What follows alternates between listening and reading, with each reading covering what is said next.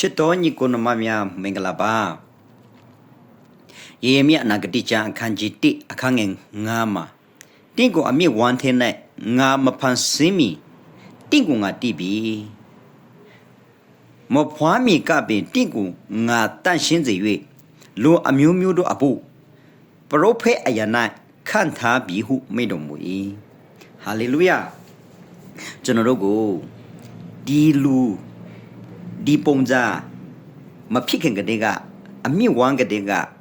ဘုရားသခင်ကကျွန်တော်တို့ကိုတည်တယ်တဲ့ဒါကြောင့်ညီကိုနမများဒီအခြေအနေဒီအရွေဒီပုံစံဒီနေရာမှာတင်ရောက်ရှိနေတာဟာအချင်းနေတဲ့မဟုတ်ဘူး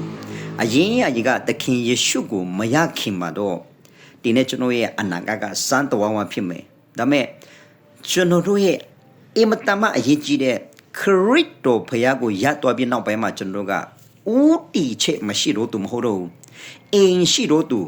မင်္ဂလာရှိတော့သူဖြစ်နေတာဖြစ်ပါတယ်ဒီနေ့ကျွန်တော်ရဲ့အနာဂတ်ကလာပဖို့ပဲဖြစ်တယ်ဒါကြောင့်အချိန်အနေကတော့လောကထဲမှာနေတာဖြစ်တဲ့အတွက်လောကရဲ့ဆိုရင်မငင်းစိတ်ချင်းကကျွန်တော်တို့ရဲ့အတွေးအခေါ်စိတ်ထဲမှာဝင်လာတတ်ပါတယ်ဒါပေမဲ့အဲ့ဒီအတွေးအခေါ်ကိုနိုင်လို့သူဖြစ်ရမှာဖြစ်ပါတယ်ခရစ်တော်မအောင်လို့မဟုတ်ဘူးခရစ်တော်ဖခင်ကတော့လောကကိုငါအောင်ပြီတဲ့လောကကိုအောင်ခြင်းအကြောင်းကသူ၌သူပဲတည်းတဲ့ဒါကြောင့်ခရစ်တော်ယေရှုခရစ်တော်ဖခင်ကလောကကိုအောင်ပြီခရစ်တော်ယေရှုခရစ်တော်ဖခင်ကလောကမှာရှောက်လာတဲ့အခါမှာသူလည်းပဲအဆုံးသတ်ခြင်းမြောက်များစွာရှိပါတယ်သခင်ယေရှုခရစ်တော်ဖခင်ကအမတမကောင်းတဲ့ပုဂ္ဂိုလ်ဖြစ်ပါတယ်ကောင်းတဲ့အဖို့ကိုလုပ်ဖို့ပဲလာတာသူဆိုရင်လောကမှာမဖြစ်လဲဟိုလူဟာလိန်လိုက်ဒီလူဟာလိန်လိုက်လေမရှိဘူးကောင်းတဲ့အဖို့တက်ပဲလုပ်ပေးဖို့လာခဲ့တာတက်ပဲသူလုပ်ခဲ့တယ်မကြမ်းမတော့သူကိုကြမ်းမစေတယ်ခြေလက်တေတို့သူကိုရှင်ပြန်လန်းရှောက်စေတယ်တေတို့သူကိုရှင်ပြန်ထမြောက်စေတယ်ပြီးနေတဲ့ဘုရားသခင်နှုတ်ကပတ်တော်ကိုသူဟိုးတယ်ဒါတွေပဲလုပ်တယ်ဒါမဲ့ဘာဖြစ်လဲသူရဲ့အသက်တာမှာလည်းပဲဘာဖြစ်လဲတိုက်ခိုက်ခြင်းဆိုတာရှိတယ်တိုက်ခိုက်ခြင်းဆိုတာရှိတယ်ချစ်တော်ညီကိုနမမြဒါကြောင့်ချစ်တော်ညီကိုနမမြလောကမှာရှိလာတဲ့အခါမှာတင်တော့တခုခုမလုပ်နေတာဖြစ်တဲ့အတွက်တိုက်ခိုက်ခြင်းမရှိဘူးဖြစ်မှာပါ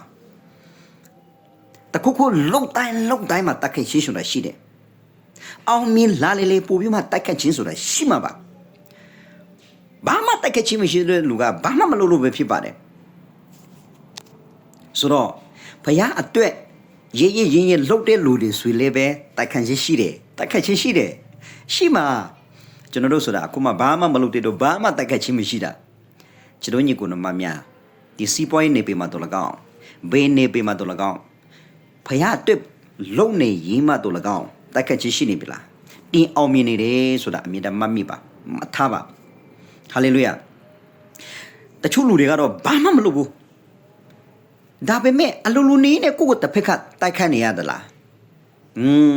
တရားသေးမှာအလင်းရှိနေလို့ဖြစ်ပါတယ်ဘာဆိုဘာမှမလုပ်ဘူးအတွေးကိုသေးမှာကိုမပြုံမရွှေပဲနဲ့ဖြစ်နေသလားအဲ့ဒါဘာလို့အပ်တယ်လဲဘာလို့အပ်တယ်လဲတကယ်တော့ဖခင်ရဲ့စကားလို့အပ်တယ်ကျွန်တော်တို့ကခရစ်တော်အဖြစ်လောကကိုအောင်လို့သူဖြစ်ပါတယ်လောကကိုကျွန်တော်တို့ကအောင်လို့သူဖြစ်တယ်တနည်းပြောမှဆိုရင်ကျွန်တော်ကစာရမဏကိုလုံးဝအောင်တယ်စာရမဏကိုတိုက်เสียမလို့ကျွန်တော်တို့လူလေလို့ဖြစ်လာတဲ့အခါမှာခန္ဓာရဲ့စိတ်ရဲ့ဝိညာဉ်ဒီ၃ပါးရှိတယ်ဖခင်နဲ့ဆက်တွေ့ဖို့အတွက်ဆိုရင်ဝိညာဉ်ဖြစ်တယ်ဝိညာဉ်ကဖခင်နဲ့စကားပြောရတယ်နော်အဲ့တော့ဇာတိနဲ့ဒီစိတ်နဲ့ဒီခန္ဓာကိုယ်ကအလေးချိန်များနေတဲ့အခါမှာဘုရားအတမကြားနိုင်ဘူးဘုရားကအကျင့်ချင်းကျွန်တော်တို့ကိုစကားပြောတော့ပြီမကြားနိုင်ဘူးဒါကြောင့်ကျွန်တော်တို့ဇာတိကိုဖြိုရတယ်အဲ့တော့ကျွန်တော်တို့ရဲ့ဇာတိအတွေ့အခေါ်ကကျွန်တော်တို့ကိုတိုက်နိုင်တယ်ကျွန်တော်တို့ရဲ့ဆိုင်ပြန်တက်လာရမယ့်အရာကအတွေ့အသားရှိတဲ့ယံသူမဟုတ်ဘူးကျွန်တော်တို့ရဲ့အတွေ့အခေါ်ဖြစ်တယ် ကျွန်တော်တို့အတွေးအခိုကိုနိုင်ဖို့အရေးကြီးတယ်။ဘာကြောင့်လူတချို့က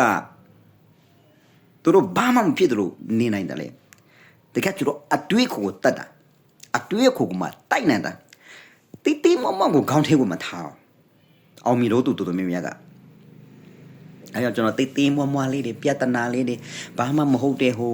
တရားရောကပြိုးလိုက်လို့ခံစားတာမျိုးတွေကျွန်တော်တို့မှရှိလို့မရဘူး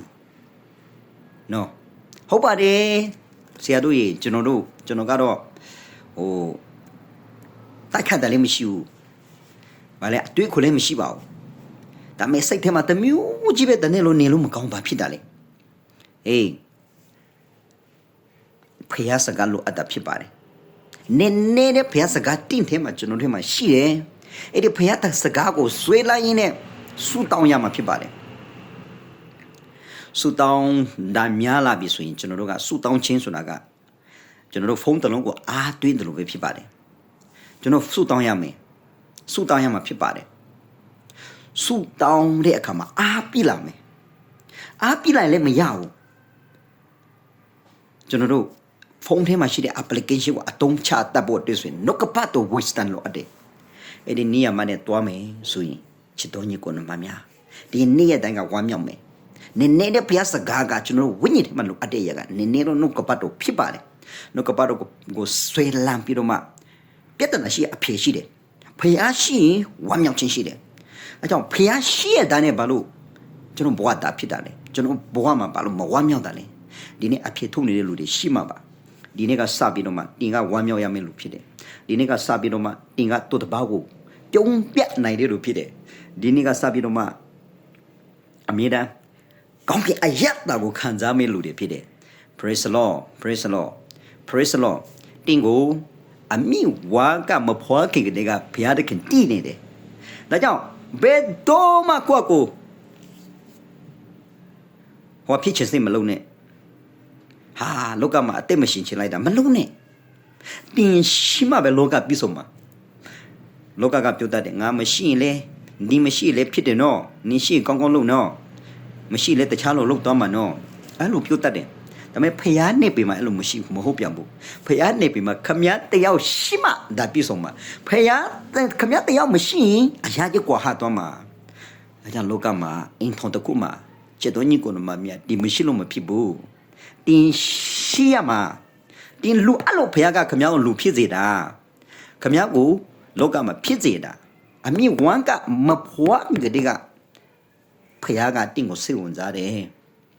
အကြောင်းဖျားရဲ့စကားနဲ့ဖျားရဲ့ wisdom နဲ့ဆုတောင်းခြင်းနဲ့ဝမ်းမြောက်စွာ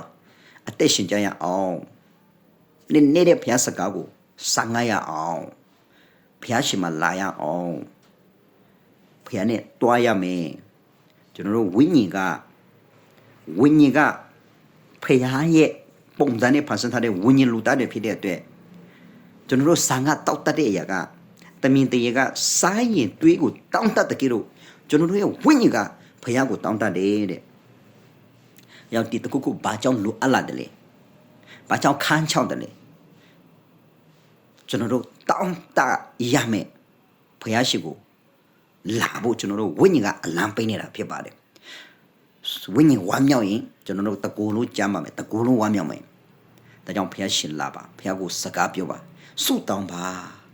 တင်ကိုစိတ်ဝင်စားတယ်တင်ရှိမှပဲဖြစ်မှာဖြစ်ပါတယ်ဒါကြောင့်အားလုံးကိုလည်းအရန်ချစ်တယ်ဘုရားရှင်ရဲ့ရှိစီကလာတဲ့ပထမအတီးကချစ်ချင်းမေတ္တာဖြစ်သောကြောင့်ချစ်တာဖြစ်ပါတယ်အရန်ချစ်တယ်အားလုံးကိုဘုရားရှင်ကောင်းချီးပေးပါစေ